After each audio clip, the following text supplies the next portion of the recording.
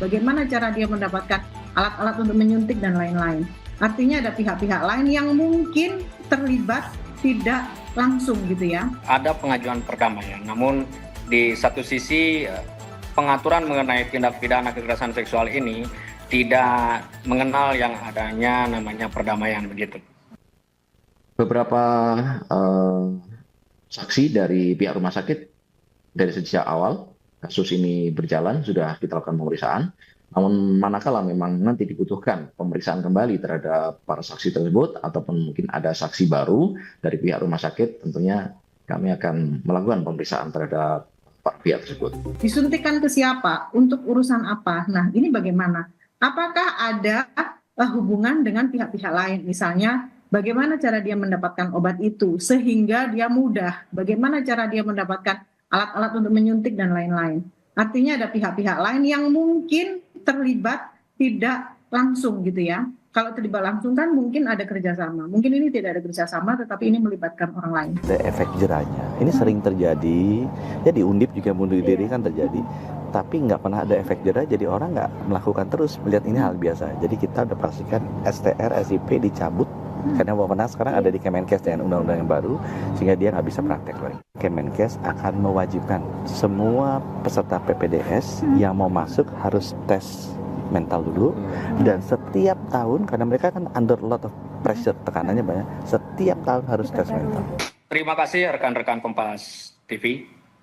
Untuk kondisi korban saat ini berangsur-angsur sudah mulai membaik, dan kondisinya pun pada saat kami kunjungi itu sudah mulai baikan dan sudah bisa berinteraksi dengan kami selaku kuasa hukumnya, sehingga ya kita berharap ke depan hari semakin baik lagi dan semakin berangsur-angsur pulih dan diperhatikan oleh setiap stakeholder yang ada untuk pemulihan bagi korban ini.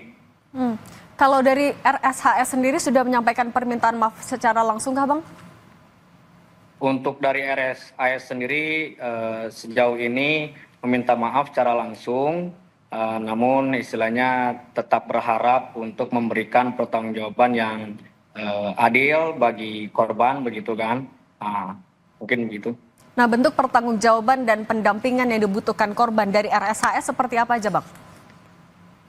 Untuk pemulihan secara kesehatan dan psikis ya, dan untuk dinas-dinas terkait lainnya kita berkoordinasi dengan lintas sektoral, bahwasanya memang permasalahan ini cukup sangat serius begitu kan, di mana yang seharusnya rumah sakit menjadi tempat aman untuk menyembuhkan dari segala penyakit yang ada, namun di saat korban ini sedang memperjuangkan ayahnya yang pada saat itu sedang dirawat, ya kan, namun mendapatkan tindak pidana kekerasan seksual yang dilakukan oleh tenaga medis. Dan istilahnya kami juga berbelasungkawa ya terhadap ayahanda daripada korban ini yang memang menjadi meninggal dunia pada saat pasca kejadian ini. Bang Richard, sebelum kasus ini terungkap, sebelum kasus ini viral juga di media sosial, apakah dalam masa pendampingan pelaporan korban juga mendapatkan tekanan? Untuk tekanan yang signifikan sih tidak ada. Namun istilahnya sempat ada pengajuan perdamaian. Namun di satu sisi pengaturan mengenai tindak pidana kekerasan seksual ini tidak mengenal yang adanya namanya perdamaian begitu. Untuk dari korban terkait dengan hal penuntutan terhadap rumah sakit itu memang bisa-bisa saja kita ajukan. Namun istilahnya kita harus berunding terlebih dahulu apakah sejauh mana pertanggungjawaban rumah sakit yang sudah dilaksanakan terhadap korban.